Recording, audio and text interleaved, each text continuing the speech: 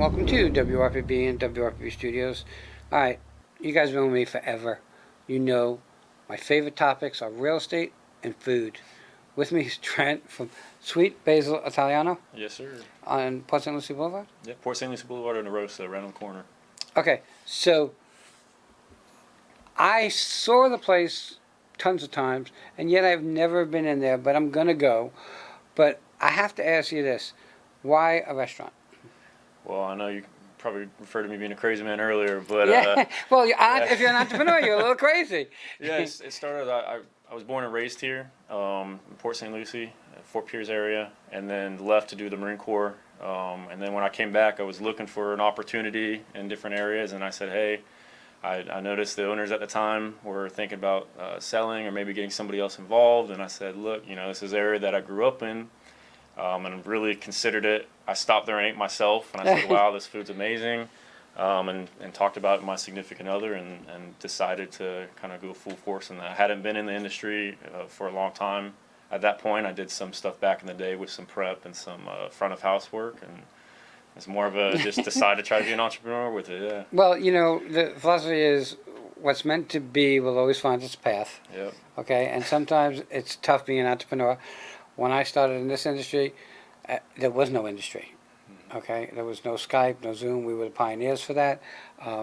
People said, don't be stupid, get a real job, it's a pipe dream. Sold my car, drove an electric skateboard scooter. Okay, so being an entrepreneur is tough. The one tip I can give you is never give up. Because just when you're about to give up, things turn around. Yeah. And in industry, as a business, as an entrepreneur, it's like this. Mm-hmm. I have a friend who manages KFC. And we were at a networking thing, and all of a sudden I see him and another gentleman running out. And everyone's looking at them. Well, one of the fryers went on fire. You never know what's going to happen in the restaurant industry. All right. So, what are the hours?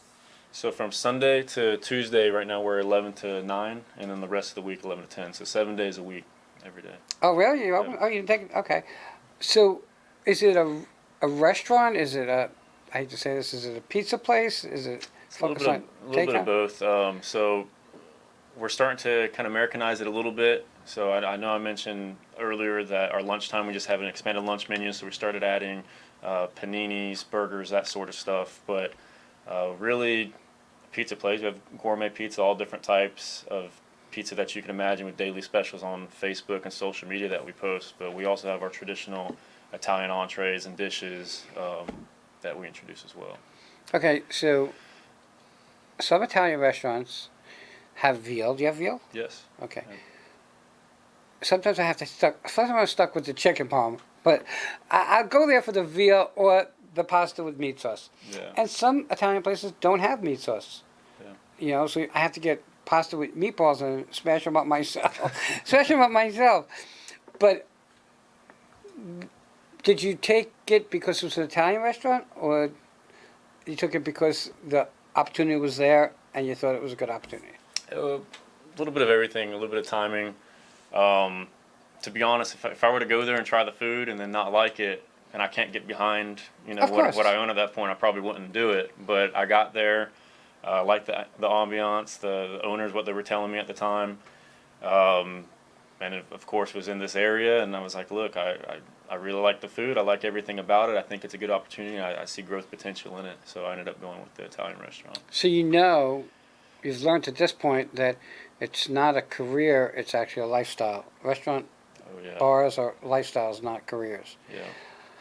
Are you there 7 days a week?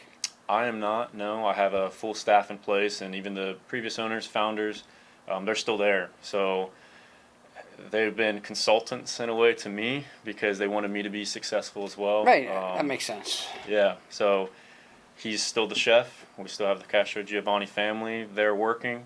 And I'm there as the owner, kind of helping project management a little bit. Usually you catch me there between Fridays and Mondays. And the rest of the staff flip-flops between the different family members and some long-time staff we've had there. Well, one of the blessings you have in this landscape is that you already have the workers that have been there, know it, okay? Because hiring is brutal. Yeah. Okay, hiring is just brutal. So, do you feel that because we were talking in the other room, you expanded the menu because who's going to get up at 11 o'clock and want what time you open? 11. 11. Yeah. So it's kind of a lunch, and like everybody's different. For me, it could be 7 in the morning, and I'm having pasta with meat sauce, and I'm having it as a leftover, still cold from the day Right. before. Yeah. Okay, but Italian food is one of my favorites, if not my favorite. Um, and yet I'm not a big cheese eater. So like I'll get a veal Parmesan chicken pump without the cheese, and everybody looks at me like I'm crazy. Yeah. But it's really I like this. I prefer the sauce. So I'd rather heavier on the sauce and light on the cheese on my pizzas. My wife, on the other hand, is allergic to tomatoes.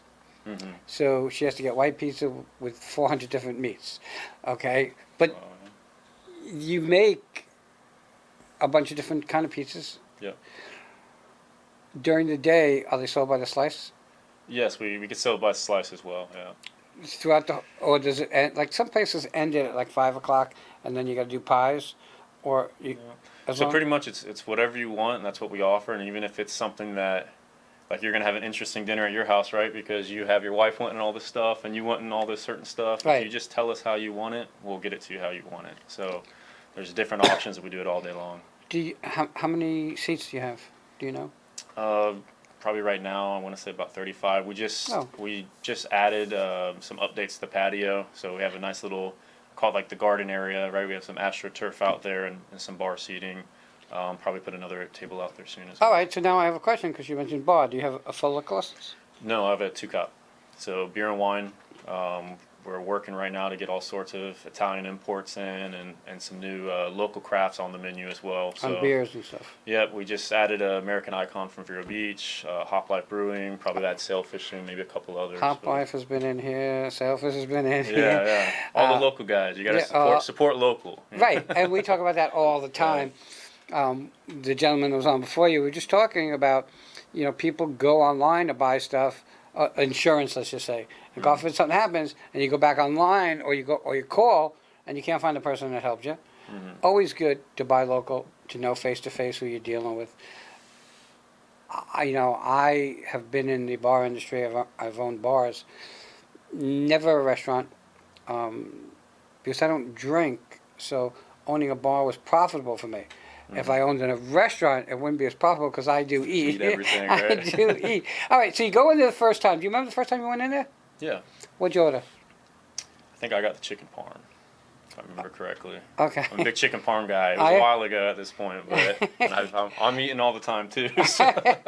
All right, so your better half, Mm-hmm. okay. Does she work there at all? She put in any time there? She does more marketing stuff for me sometimes. So our social media, Facebook kind of stuff. If I have something, and obviously could be busy sometimes, I'm like, hey, can you go ahead and do this for me? I need you to say this, and let them know about the specials, and she'll be involved in that way.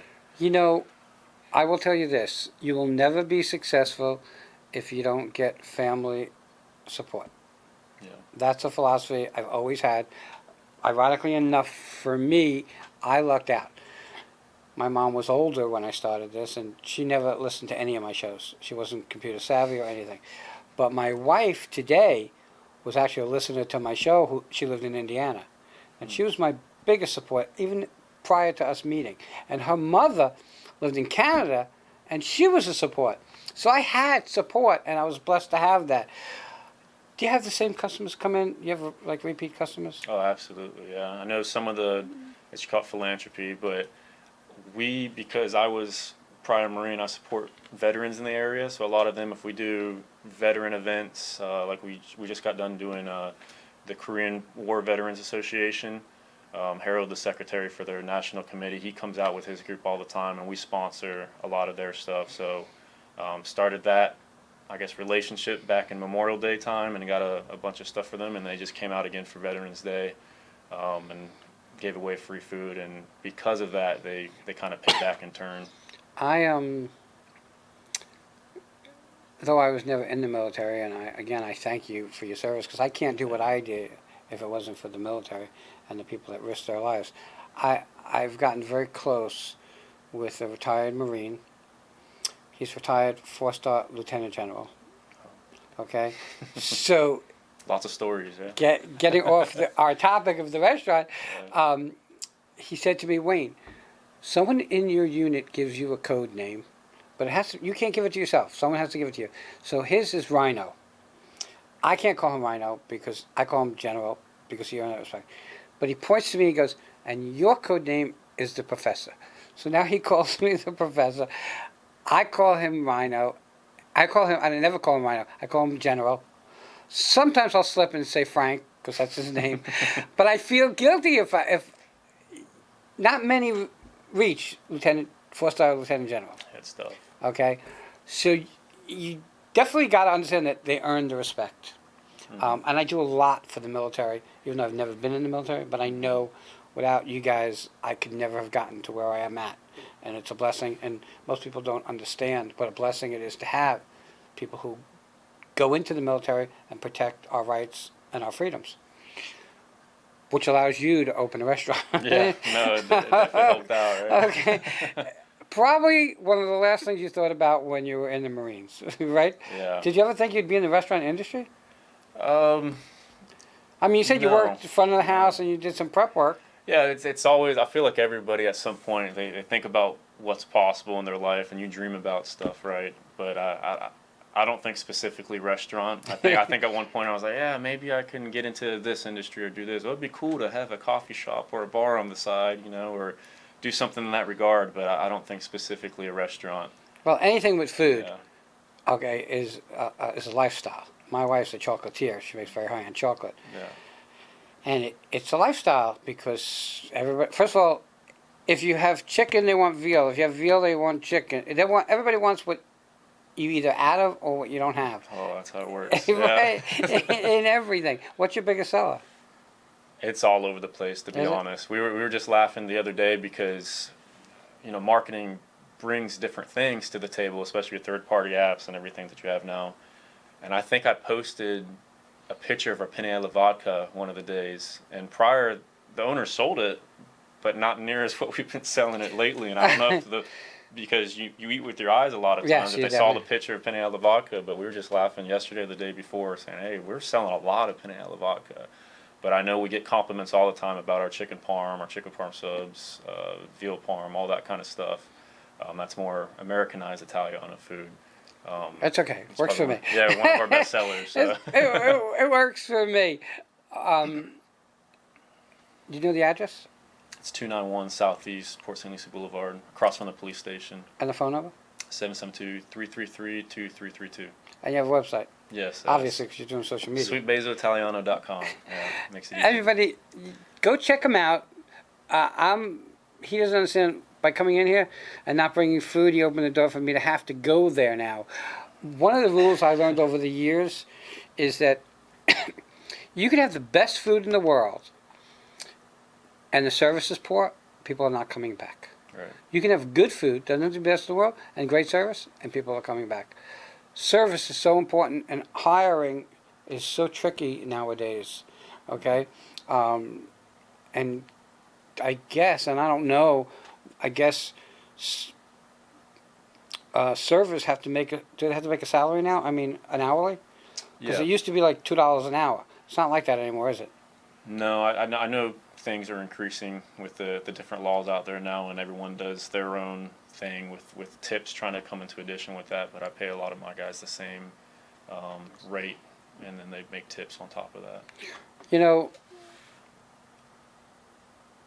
the thing is that if a meal comes out, and no restaurant's perfect, and I want people to understand that, but if a meal comes out and for some reason there's something wrong, don't get upset with the server because they're just delivering the food. Unless they wrote it wrong, like if you ordered pasta and they brought out a hamburger, that's a different story, but because they should know the difference. But basically, people get upset with the server and take it out on their tip. If something goes wrong, just tell somebody because you can't fix it. If I don't tell you, there's no way for you to fix it. Don't sit there and complain and complain and complain and complain. But tell somebody, it's okay. When I say that, I say it for two reasons. Because you have to look at the other side also, which means if something is excellent, you should express your opinions. because I know when when a waiter or a server comes up to you and says, "Oh, the guy at table 2 wants to talk to you," I know you get this sinking feeling in the pit of your stomach. But I have learned that if something is good, I'm going to mention it. And I know if the service is good, it'll show in their tip. But if the food was excellent or whatever, I'm going to tell the owner. If there's a problem, I'm going to tell the owner. And I'm not going to complain. I'm curious of how they're going to treat it. And if you don't fix it, another person's going to complain. And another person. And then you run into that problem. So I know if someone said to you, "Hey, this bread was stale," and you have a whole bunch of it, now if you keep giving it out, you're going to run into the same issue. Right. So if you don't say something, he can't fix it, or the owners can't fix it. It's really important to say what you got to say, but on two sides. You got to compliment if you're going to complain, and that's my opinion. Yeah. I wish you the best in the restaurant industry, Trent. I'll be out there.